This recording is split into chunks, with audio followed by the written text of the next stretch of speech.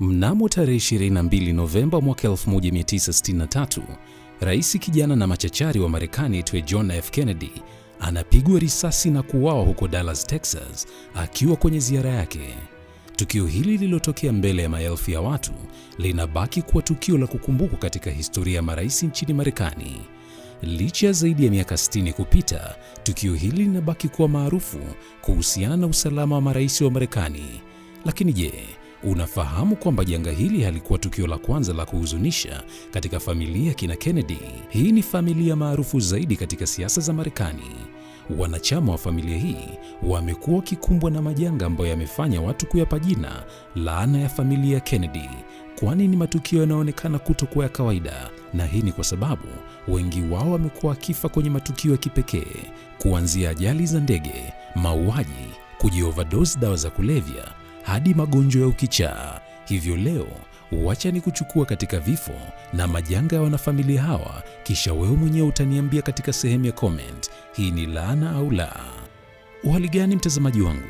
Bila shaka ubuheri wa afya, nami pia ni mzima. Umepita wakati mrefu na changamoto nyingi, lakini kikubwa tupo hai. Wacha tuendeleze kazi. Mimi naitwa Justin Shedi. Sasa twende kazi.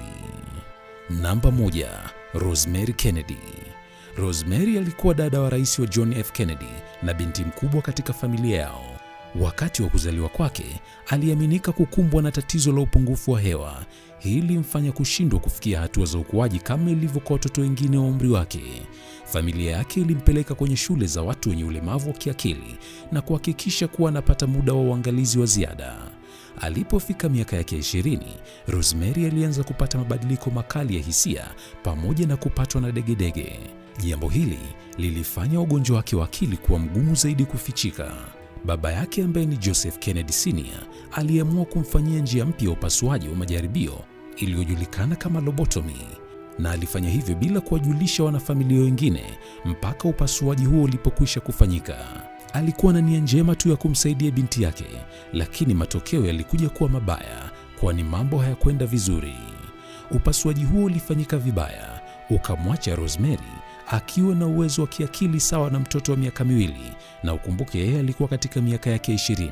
Si hivyo tu, akakosa uwezo wa kutembea na kuzungumza. Kutokana na hili, alitumia maisha yake yote yaliyobaki akihudumiwa katika taasisi binafsi, akiwa amefichwa, kwa kuwa familia yake iliamini kwamba watu wakijua kuwa kuna mwanafamilia wa Kennedy ambaye ana ugonjwa wa akili, ingeathiri sana malengo yao ya kisiasa, kwani watu wangedai kwamba familia hiyo ina asili ya ugonjwa wa kichaa, hivyo hawafai kuweza kushika nafasi kubwa za uongozi katika nchi. Namba 2, Joe Kennedy Jr. Huyu alikuwa mtoto wa kwanza wa kiume katika familia ya kina Kennedy. Joe Jr. alikuwa mtu mwenye mafanikio makubwa sana.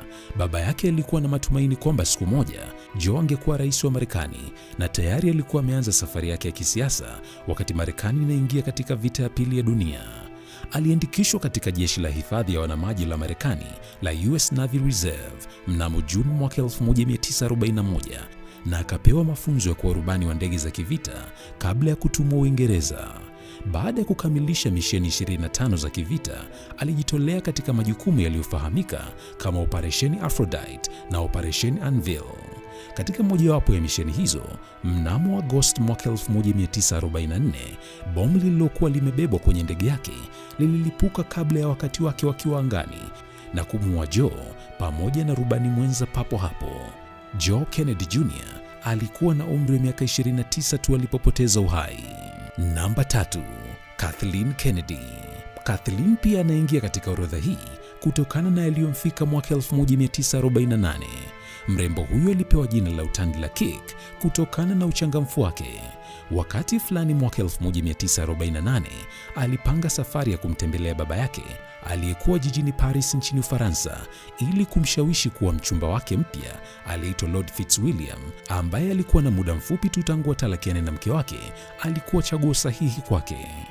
Baada ya kuonana na baba yake na kumaliza kikao chao, Kathleen na Fitzwilliam walianza safari wakiwa na ndege binafsi kutoka Paris kuelekea Riviera.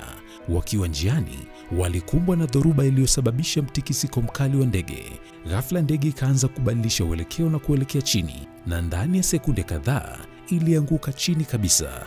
Watu wote wanne waliokuwepo ndani ya ndege hiyo walifariki papo hapo. Baba yake Kathleen ndiye mtu pekee mwanachama wa familia ya Kennedy aliyeshiriki katika mazishi hayo. Namba 4. John F. Kennedy. Hapa sihitaji kujieleza sana, kwani ni moja kati ya matukio maarufu zaidi kuhusiana na mauaji ya marais ulimwenguni. Mnamo tarehe 22 Novemba mwaka 1963, JF Kennedy alipigwa risasi na kuuawa mjini Texas akiwa na umri wa miaka 46 tu, huku akiwa ametumikia siku 1036 madarakani, ikiwa ni chini ya miaka mitatu. Tofauti na vifo vya watu wengine katika familia hiyo, kifo cha JF Kennedy kilitikisa ulimwengu mzima, kwani tayari alikuwa kesha kuwa rais wa Marekani. Ni kifo hiki ndicho kilichofanya ulimwengu kuanza kuweka umakini katika mtiririko wa matukio ya vifo vya watu kutoka familia hii. Katika moja ya matukio ya kuhuzunisha zaidi ni wakati wa mazishi ya JF Kennedy, ambapo mtoto wake mdogo aliyeitwa JFK Jr. alipiga saluti, ishara ya kuagana na kuheshimu mwili wa baba yake. Watu wengi waliguswa na tukio hili lililoonyesha kuwa familia hii ilikuwa na kipawa cha aina yake, lakini hata mtoto huyu pia kifo chake hakikuwa cha kawaida. Muuaji wa JF Kennedy aliyeitwa Lee Harvey Oswald naye aliuawa kabla hajaulizwa maswali kikamilifu au kufikishwa mahakamani. Jambo hili lilichochea kuibuka kwa nadharia nyingi kuhusiana na mauaji haya. Uchunguzi maalum uliojulikana kama tume ya Warren haukupata ushahidi wowote kuhusu sababu ya mauaji ya JFK. Mpaka hii leo, tukio hili limezungukwa na sintofahamu. Namba 5. Robert F. Kennedy. Robert alikuwa mwanachama mashuhuri wa chama cha Democratic. Aliwahi kuwa mwanasheria mkuu wa Marekani kati ya mwaka 1961 mpaka mwaka 1964 na baadaye akawa seneta wa New York. Huyu alikuwa ni mdogo wa rais JFK na ni mtu aliyekuwa karibu sana katika masuala ya uongozi na kifamilia. Ukaribu wao na vifo vyao vilivyofanana umeacha maswali mpaka hii leo. Mwaka 1968, ikiwa imepita miaka mitano tu tangu kaka yake JFK auawe, Robert alikuwa mgombea anayeongoza katika kinyang'anyiro cha uteuzi wa mgombea urais katika chama cha Democratic, akifuata nyayo za kaka yake. Muda mfupi baada ya kushinda katika kura ya mchujo katika jimbo la California, mnamo tarehe 5 Juni mwaka 1968, Robert alipigwa risasi na mtu aliyeitwa Sirhan Sirhan, kijana Mpalestina anayedai kutenda hivyo kama kisasi kutokana na msimamo wa Robert kuwa upande wa Israeli wakati wa vita ya siku 6 ya mwaka 1967 kati ya Israeli na Palestina. Mauaji hayo yalisababisha kubadilishwa kwa mamlaka ya Secret Service ili waweze kuwalinda na wagombea urais. Namba 6. David Kennedy. Huyu alikuwa ni mtoto wa 4 wa Robert F. Kennedy na mkewe Ethel Skakel. David aliwahi kunusurika kufa maji akiwa mtoto mdogo, lakini akaokolewa na baba yake Robert. Lakini siku moja tu baada ya tukio hili lililokaribia kumgharimu maisha yake, David alishuhudia mauaji ya baba yake, yani Robert, mubashara kupitia televisheni. Kennedy alianza kutumia dawa za kulevya kwa ajili ya kujifariji kutokana na mshtuko aliopata kwa kushuhudia kifo cha baba yake. Licha ya safari nyingi za kwenda kwenye vituo vya tiba ya kuachana na dawa za kulevya, David hakuwahi kuacha uraibu wake. David alipatikana amekufa mnamo April mwaka 1984 baada ya kutumia kupita kiasi mchanganyiko wa kokaini na dawa alizoandikiwa na madaktari, na huo ndio ukawa mwisho wake. Namba 7. JFK Jr. JFK Jr. ni mtoto wa Rais John F. Kennedy na alizaliwa wiki mbili tu baada ya baba yake JFK kuchaguliwa kuwa rais wa Marekani. Mtoto huyu alikuwa maarufu tangu akiwa tumboni mwa mama yake. Baada ya kuzaliwa tu, maisha yake yaliwavutia Wamarekani wengi, kwani alizaliwa White House ambako kamera zilimmulika muda wote. Kwa bahati mbaya, mtoto huyu alimpoteza baba yake kabla hata hajafikisha miaka mitatu.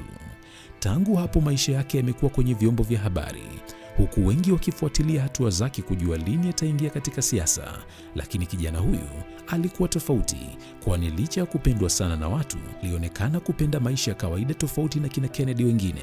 Hakuwa mbele zaidi katika masuala ya kisiasa, bali alipenda sana kuishi maisha kama mtu wa kawaida.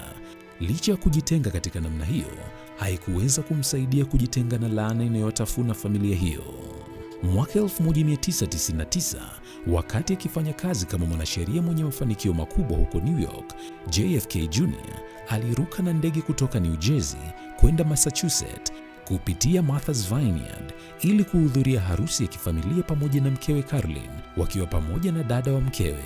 Muda mfupi baada ya kuruka, ndege yao ilitangazwa kupotea baada ya kushindwa kufika walikokuwa wakikwenda kwa wakati, huku kukikosekana mawasiliano kati ya ndege hiyo na kituo cha mawasiliano. Baada ya kutafutwa kwa kina, mabaki na vipande vya ndege hiyo vilipatikana baadaye katika bahari ya Atlantic, na miili yao ilikuja kupatikana siku kadhaa mbele ikiwa imezama kwenye kina cha bahari. Inadaiwa kwamba JFK Jr. alipoteza mwelekeo wakati wa kushuka juu ya maji usiku, jambo lililosababisha ajali hiyo. Niambie kwenye sehemu ya comment, je, unahisi familia hii ina laana au kuna jambo la kawaida? Usisahau kusubscribe channel hii. Mimi naitwa Justin Shedi na kutakia wakati mwema, na tukutane tena kwenye video nyingine.